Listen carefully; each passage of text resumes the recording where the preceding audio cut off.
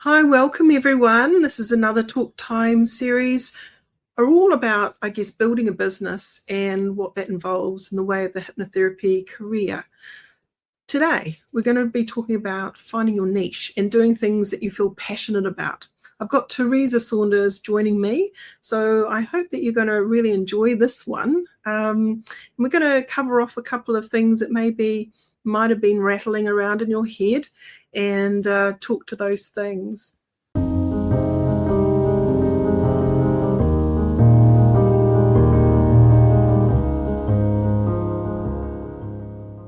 Hello, Hi, Teresa. Meredith. Hi everybody. How are you today? I'm good, thank you. And yourself? I'm pretty good.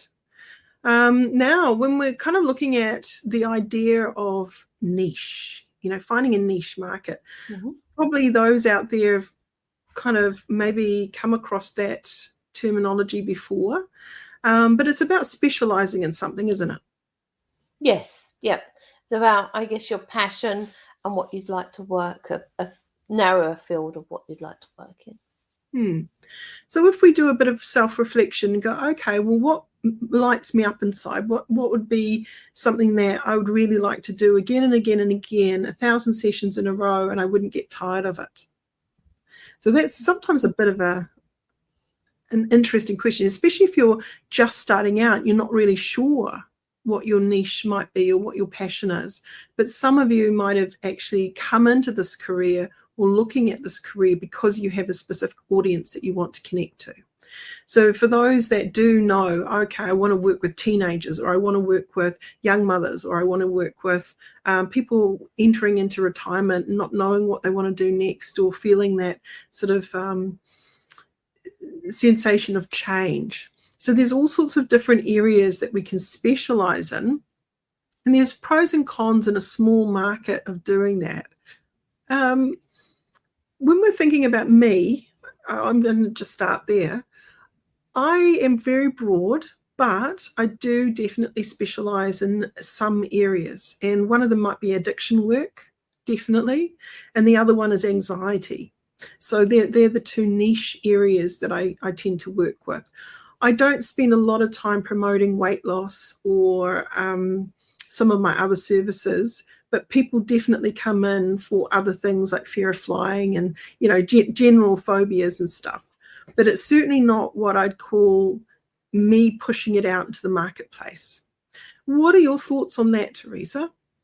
Yeah, for sure. I think it is fantastic to have those niches, and then you learn, if you're passionate about something, then you're actually going to be giving that energy to your client. If you're very bored and say, for example, you don't like dealing with weight loss or smoking, then if you're actually got people coming into you for doing that, you're not going to be giving. You're not going to be investing your energy into that session as much as something that you're passionate about. So I think that's something to question yourself and ask yourself as a therapist of, what is my niche? What do I love? What am I actually giving to my clients for value as well? I think I want to make a point here that it's not about turning away a client that isn't your ideal client just because you don't like working on that topic, because I think no one can afford to just kind of gift away potential earning power, okay? So it may not be your everyday client that you're wanting to attract, but you certainly want to be prepared to be able to deal with a person who wants to quit smoking. Even if you've never been a smoker, can't relate, any of that, you've still got a really amazing toolkit that can be of assistance to that particular client seeking help. Yeah, I guess what I was trying to get to is, don't focus a niche that you think, okay, there's always going to be a market for weight loss, because people are always going to be looking at their ideal weight. If you don't enjoy working in that field, then that probably isn't your best niche. You want to be doing what you love doing every day. You don't want to be bored with it. So the odd client coming in for weight loss is great, but yeah, don't focus on that if that's not what your cup of tea, I guess what I was going to say.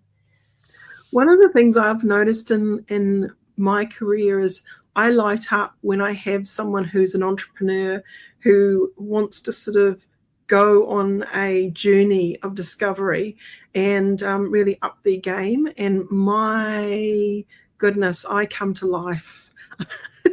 There's a part of me that really likes the brainstorming element and the supporting of that client to really get into the good head state, that yes set, yes, I can do this. Yes, I've got this. And looking at maybe some of the blocks that they might have, and it could be a financial ceiling that they've put on themselves. They think, oh, I could never probably be a multi-millionaire or billionaire. Why? Why not? Why not you?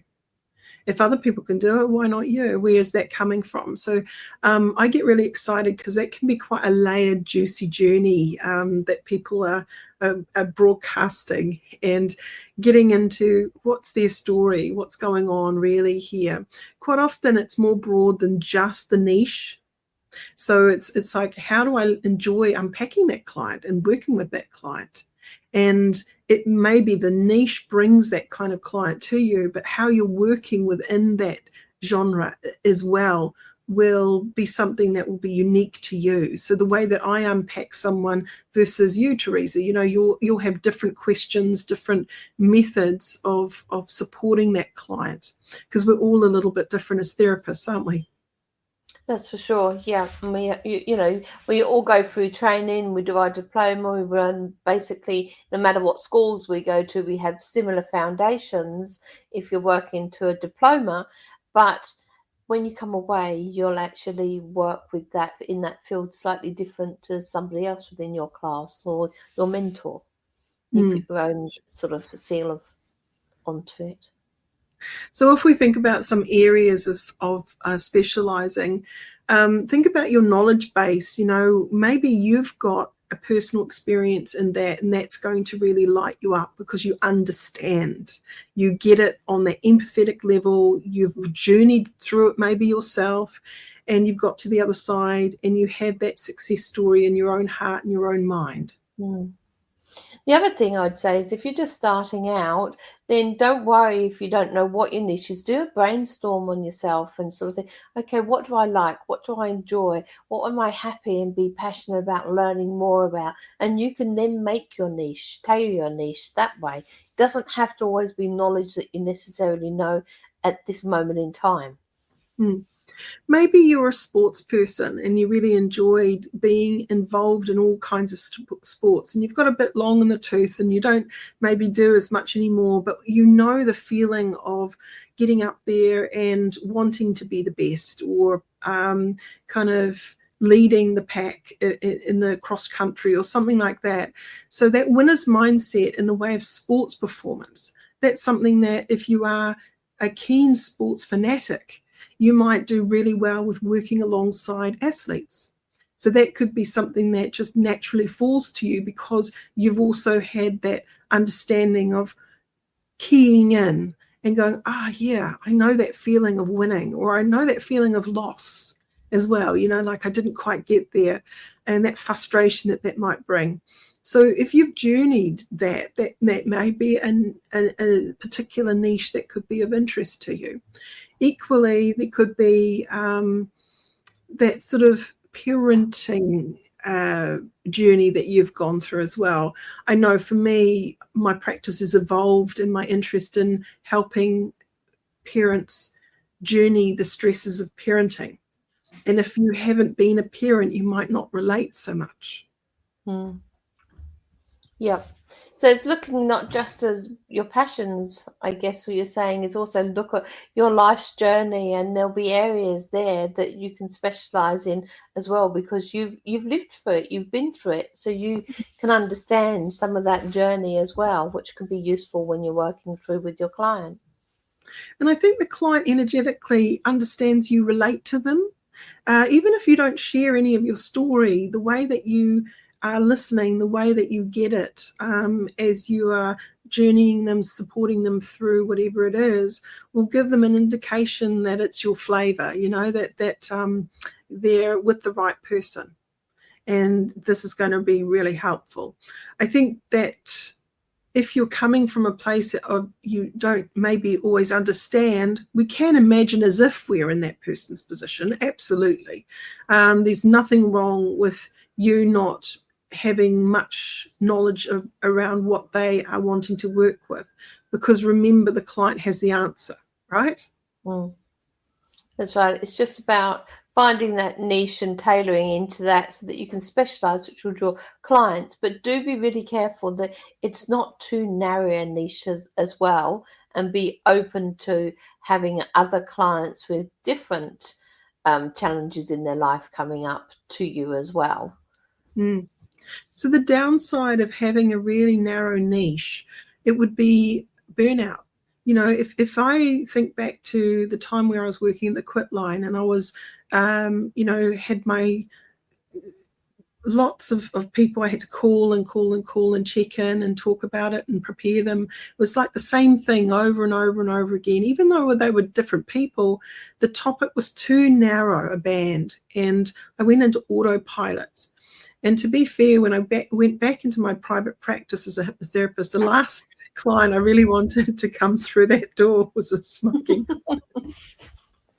I'd had enough of it for a bit. I do love them now. So if you are one of those out there, I'm all good. In fact, I quite enjoy it, but I didn't want to continue doing that at that pace all the time.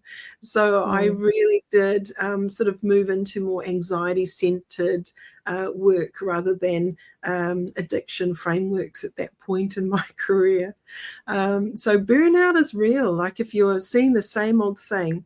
Now, we're also talking about things like topic.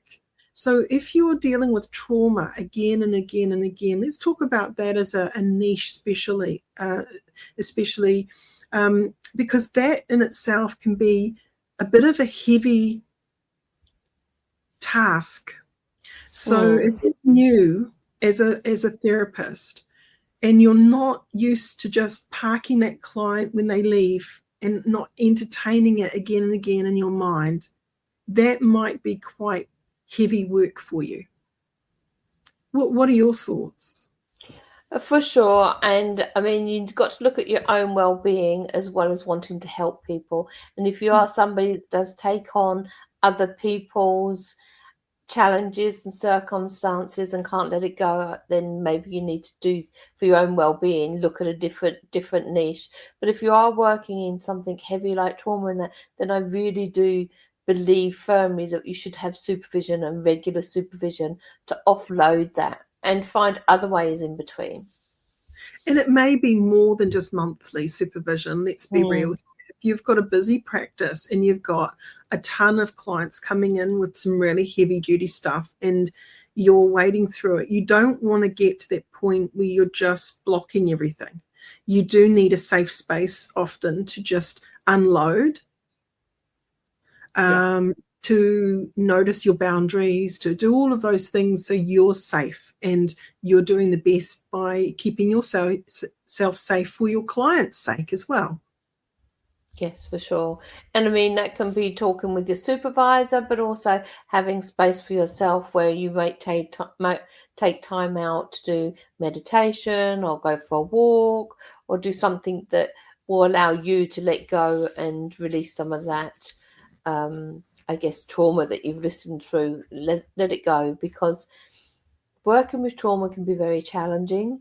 You can often, even, the best of us, we can take on so much and then something hits to you and really resonates and will impact you in your life, and you really need to be open, I think, and honest with yourself. Like, that's hit home, I can't let it go, I need to speak with somebody. And there's no shame in doing that. I want to normalize that. Supervision is a really good part of good practice.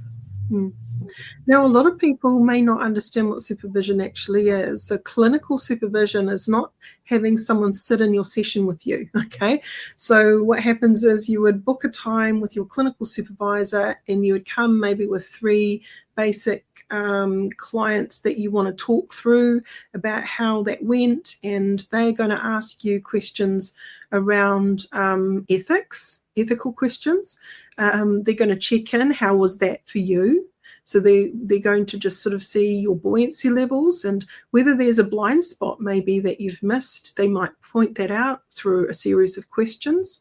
They might get you to self-actualize in that reflection process. So, clinical supervision is not counseling. It's a good reflection practice.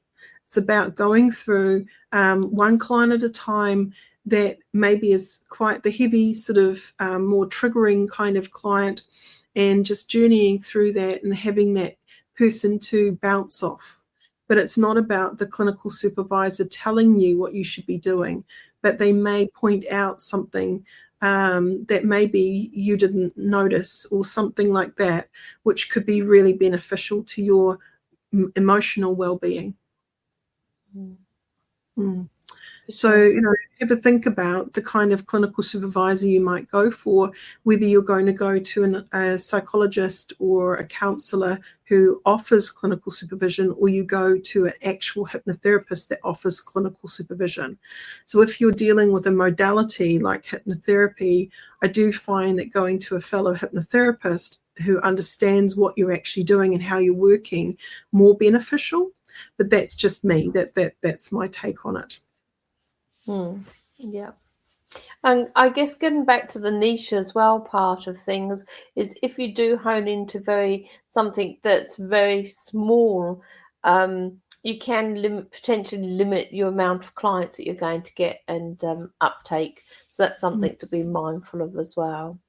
Yeah, we've got a client, a old student of mine, and he ended up going into irritable bowel syndrome. He specialises in that. But he's aligned himself with an association that is known for that. So he's created a network for himself that funnels clients to him, which is really great. So, there may be a network that you could plug into that's dealing with that niche, that lot of people, that society could actually bring people your way. So do think about that. It's a benefit. And that's another good point that you bring up. Look in your community. So if you do have a niche, look in your community and look at if there's different other associations or something that perhaps you can connect with and network with, and you get your referrals. Don't be alone in this journey. I think having connections with others is what keeps you alive.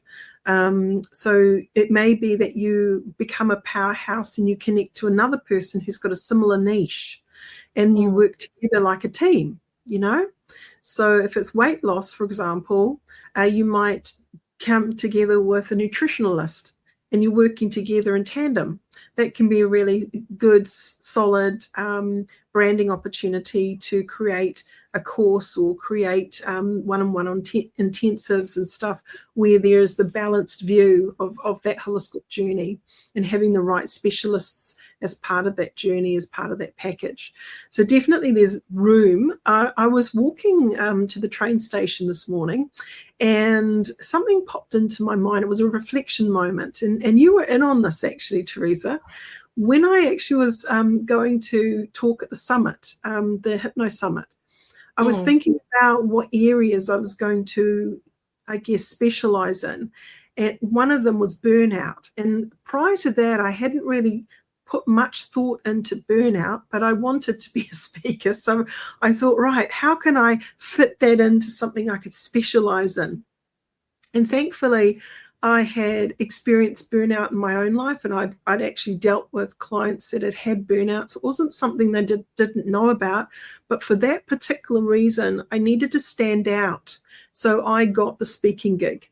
And this is sometimes if you want to write a book or you want to kind of have that platform as you build your practice, you may want to use that niche idea to springboard you into the public domain and also fellow colleagues for them to get to know that you're that specialist. Yeah. It's thinking out of the square, looking at things, doing your research. Yeah, absolutely. So if you are sort of looking for a journey as a career shift, maybe you've been doing something that's like, and you've tuned into these Talk Time podcasts and you're interested in training maybe to become a hypnotherapist, or maybe you're already a hypnotherapist and you just need some support to get out there and you need some mentoring, connect. go to the website nzaca.ac.nz and check out the things that we offer here. Teresa is just an asset to me. Thanks, Meredith. She's part of the school too, and she advises me in the background, and we tag team a lot of ideas and things. So if you were a student, you're going to get tremendous support from us, okay? We do have a new round coming up in the new year in February, so check out the website, see what we've got. There is also the help system coaching that I've launched as well, which is going to be quite exciting. So I've got a few things moving, a few things happening, and I'm writing a few books as well, so I'm just having to finish them off. It's that little wee fine-tuning. So watch the space. Yeah, watch the space. I've got that really long list of things to do. It keeps on getting longer.